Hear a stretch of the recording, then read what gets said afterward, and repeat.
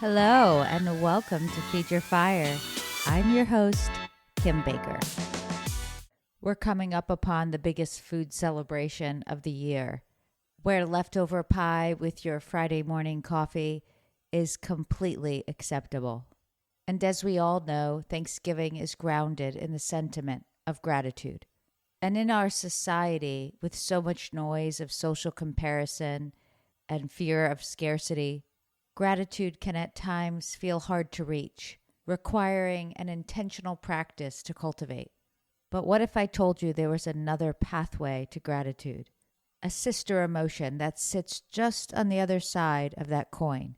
And in today's episode, we're going to have a conversation that brings us that much closer to it. We're going to talk turkey without having any of it, while we make a vegetarian side dish, prepared with the singular objective of your enjoyment.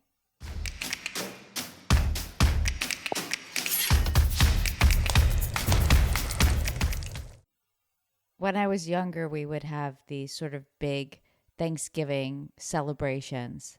Our cousins were close in age to us, and so it was always so much fun.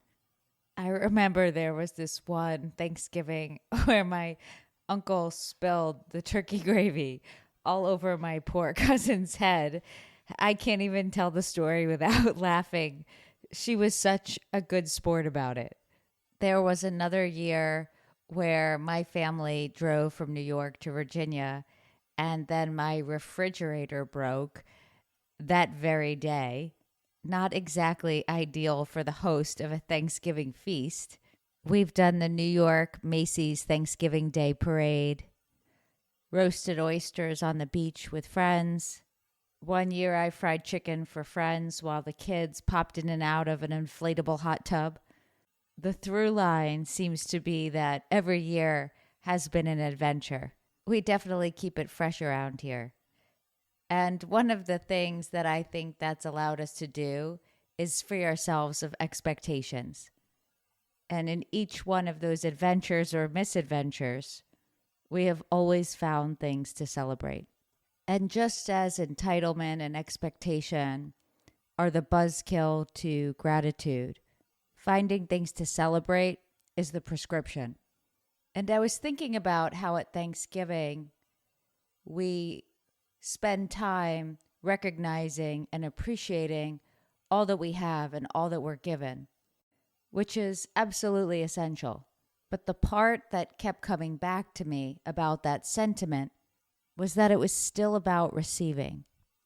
We spend so much of our lives chasing things, the stuff we want to buy, the places we want to go, the friends we want to make, the status we want to achieve. But what I've come to see is that the inverse of that is the shortest pathway to happiness. It's called mudita, and it's a sympathetic joy. It's one of the 4 divine virtues in Buddhist philosophy. An unselfish sense of delight for somebody else's well-being, where there's nothing to get but the feeling that you receive being a part of their journey. The first time I ever heard this word was at the Lenox Hill Neurosurgery Gala this past summer. Dr. Langer had mentioned it in his speech. It's the foundation for the work that they do every day. And when I think about it, the times when I have had the opportunity to partake in someone else's positive experience blows almost everything else out of the water. I remember the first time I ever cried from joy. A feeling so intense that our bodies hit a release switch and the tears swell. The first time was when my son was born. And after the anguish of birth and labor, this baby comes into your arms, the most pure, perfect being.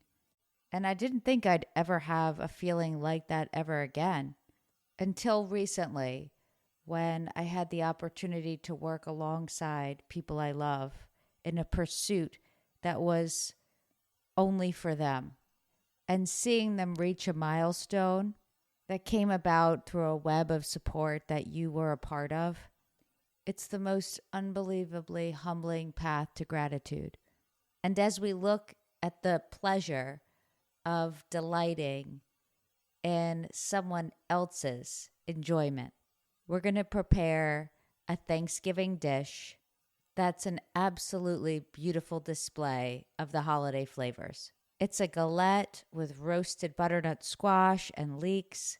It's got feta in there and honey. We're going to drizzle it with tahini and sprinkle on some pomegranate seeds and pistachios. It feels like a dish worthy of ancient gods. Now, what I love about this recipe is that it's done in phases. Day 1, we're going to make a pie crust. If you choose not to partake in that, you can absolutely use puff pastry. Day 2, we're going to roast the filling, that butternut squash and leeks.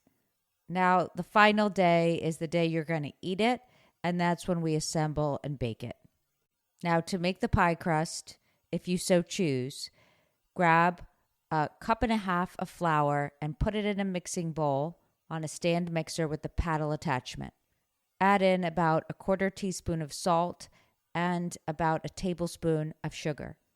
Then grab a stick of really cold butter. I like to use a bench scraper to cut it into small cubes. Pop that butter into the flour mixture and throw that mixer on. In culinary school, this would be called the flaky dough mixing method. Once that butter is broken up into the flour, add a quarter cup of ice cold water. Let that just come together and then form it into a ball with your hands, wrap it in some plastic wrap, and pop it in the fridge. Day's 1 work is over. The next day, we come back into the kitchen and we're going to roast that butternut squash. Cut off the top and bottom of that squash so that it kind of stands flat, and very carefully with a knife, cut off the skin. Then cut it in half lengthwise and scoop out those seeds. Cut it into 1/4-inch slices, place it onto a baking sheet, drizzle it with some olive oil, season it with some salt and pepper, and then just set it aside for a sec. Grab 2 leeks, cut the green tops away, leaving you with just the bottom. Trim off that bottom end where the leek was rooted, and then cut the white part of the leek in half lengthwise. You want to be able to see all the layers of the leek. Keep them intact, but rinse them underwater. You'll find that some dirt may be in between some of those layers.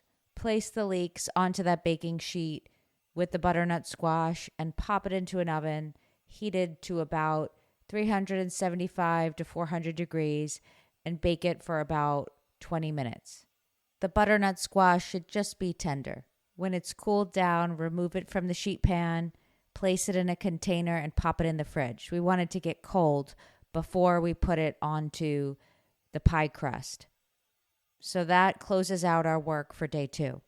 Now, day 3 is really easy. The hardest part is rolling out the dough, which I promise you is not hard. The dough will be cold, so you might need to pound on it a bit with a rolling pin, and then get it to a point where you can roll back and forth, moving the dough every so often on a floured surface so that it doesn't stick. Get it to about 1/8 of an inch in thickness and in a circular shape. Place that on a parchment-lined baking sheet. Grab your butternut squash and leeks. Slice the leeks up so that they're in small pieces, and then spread that mixture on top of the pie crust, leaving about 2 inches around the perimeter. Then fold those edges in and brush them with an egg wash, which is 1 egg beaten with about a teaspoon of water. I like to sprinkle the crust with a little bit of sesame seed. That's totally optional. Pop it in the oven, preheated to 375 degrees for about 40 minutes. Remove it from the oven, sprinkle some feta cheese in crumbles, drizzle it with some honey, and then pop it back into the oven for about 10 more minutes. Add some chopped pistachios, drizzle a little bit of tahini on it, add some thinly sliced basil, and sprinkle it with salt. You can serve this hot or at room temperature, making it the perfect dish to take with you somewhere. Before you serve it, sprinkle on some pomegranate seeds and share the joy. Mudita is not just about empathy. It's not about being able to relate to what another person is feeling. It's about genuinely wanting what's good for them. without comparison, without jealousy, without coveting, regardless of our own circumstance. There's nothing to receive from it other than the feelings from the altruism itself. And while mudita is a Sanskrit word, it's an idea that's also acknowledged in other traditions, and it's one that belongs at the Thanksgiving table. So as we give thanks this year for what we have, let's let that feeling pour into the cup of another, not just being thankful for what's on our plate, but being happy for what's on theirs. Until our next episode, I say so long. Feed your fire, where food nourishes growth.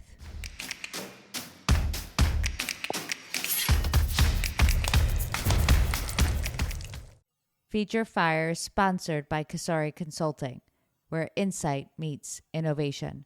That's KASARI consulting.com.